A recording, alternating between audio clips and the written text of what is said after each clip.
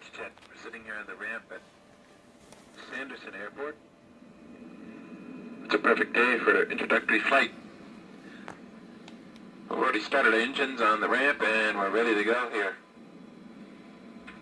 Starting with the virtual cockpit of the Beachjet, you'll notice that it's quite an array of controls from the upper right-hand quadrant all the way down to the floor and the center pedestal. Got quite a bit of things here to control, and that would be typical of any jet aircraft. However, once you learn the jet, it becomes quite easy to operate, just as any aircraft. There's not a heck of a lot of difference in the actual physics of flight for the jet aircraft. The only thing that really differs is the landing. Differs a lot from a light general aviation airplane. We'll check to the left. It looks all clear, and to the right, so we'll go ahead and start our taxi. With any jet aircraft, remember that the thrust you apply, you can throw things around pretty bad in the back end of you. We'll release our brakes and we'll start to taxi out. Just a nudge on the throttles is all you need to get the Beachjet moving. Its engines are powerful enough and its weight light enough to where just a little bit of power is all you need to get it to taxi. Looking at the inside of the cockpit, we'll see our airspeed gauge. It doesn't register anything until we actually build up 40 knots, but our ground speed registers 6 knots, so you can see that on our true airspeed line of the GPS unit.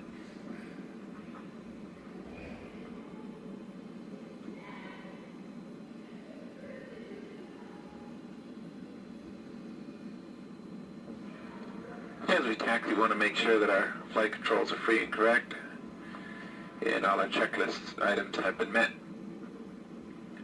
The runway here is long enough for a regular flap-up takeoff.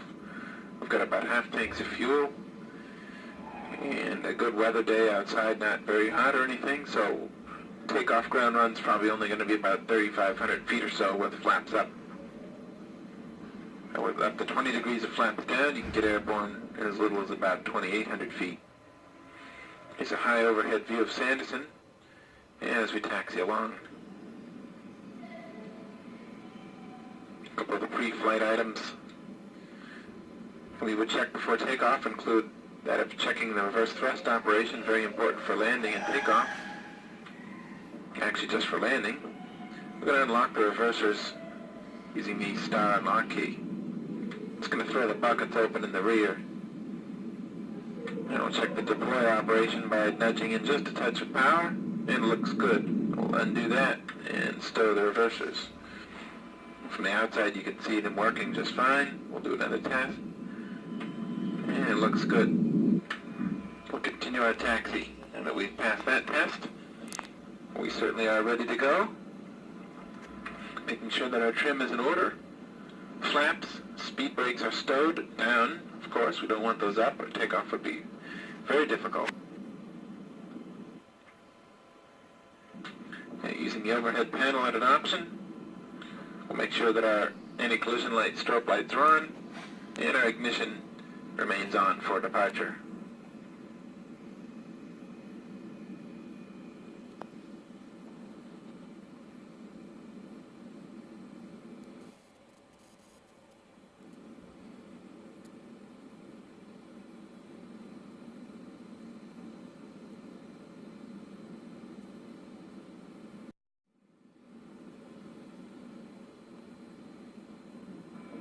Now they're lined up with the runway center line, we're ready for takeoff.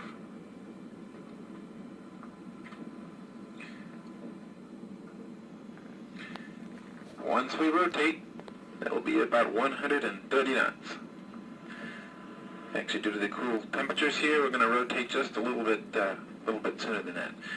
Once before departure, again, we're going to line up and put on our brakes for a second here, just double check all our systems, and pay attention to our checklists. If there's no traffic in there, you don't need to put on landing lights. Just as a demonstration, remember in the Beachjet, you're equipped with special landing lights. Both lights are on, and if you want them to flash alternate for better collision avoidance, that's Shift L. Our straps are on, and our beacon and our nav lights, so ready to go. Let's go for departure. Full power, and brakes released at about 40%. I'm going to check everything is fine. All pressure and systems look good. 60 knots. 80 knots. 100 nose will become quite light, and it may just rotate on itself. If so, pitch it about 10 degrees and let it come off the ground where it went. It'll bring the gear up at a positive rate of climb.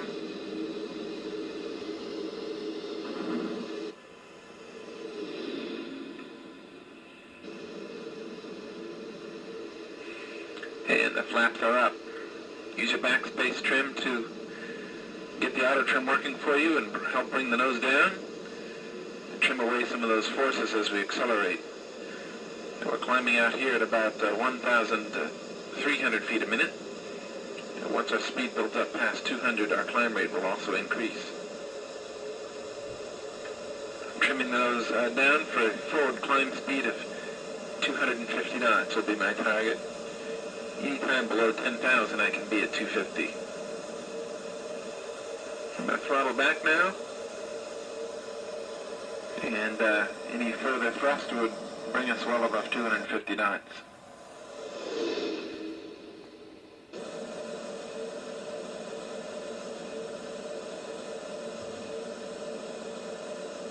At this time we're going to start a turn back towards the airport.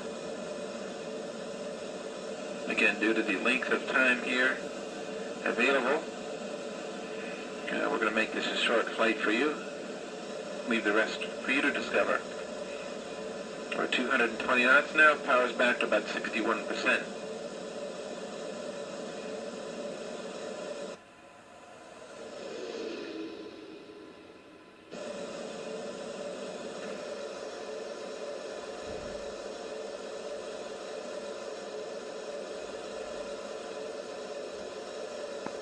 Yeah, we'll be coming back towards the Sanderson Airport. Looks like it is there. I'll be entering a 45-degree entry for the traffic pattern. Making a left downwind there.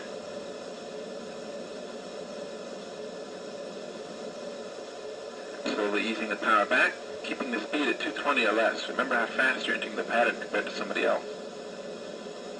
Speed is now easing back to 200. I have the power at idle.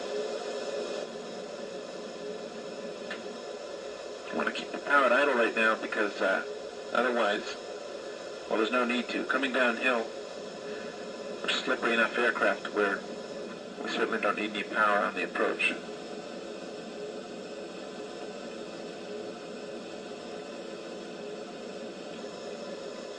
Now we are downwind for Sanderson at this time.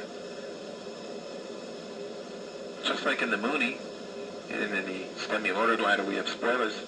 The jet spoilers are quite powerful. Engage them as you would, and it's going to increase in a noticeable rumbling sound as the air flow is disrupted above the wing. It's going to reduce our speed. As I add spoilers, I start to pull back little bit by bit to keep the descent rate from increasing. However, I want to descend some, and that's fine. I'm down to 160. I'm going to put in 1 notch of flaps and the gear come down. And that'll be our configuration for downwind. 1 notch of flaps and gear down. And the speed is brought back to 140. I'm going to make sure that my spoilers are off. And add a 2nd notch of flaps as I approach the base leg at Sanderson. And on base leg, to have a speed of about 140 to 160 is good. It's on the slow side, but fine as long as the winds are light. And 2 notches of flaps. We're going to auto trim ourselves for the nose up. Hit your backspace key again. Let the nose trim run itself up to help you ease the nose up gently. Auto trim off now. Taking off the left view. Looks good. And down to 120. It's getting a little bit slow for turns and base and stuff, so I'm going to add a little bit more thrust. And keep my speed closer to 140 if I can. The plane really doesn't become mushy and stally until you're down to about 100 knots. This airplane will land quite slowly as the stall speeds are quite low. Well, the winds are light, so we can go in for a full flap landing here in the jet. and that's going to bring our final speed down to about 115, anywhere between 110 and 115 knots.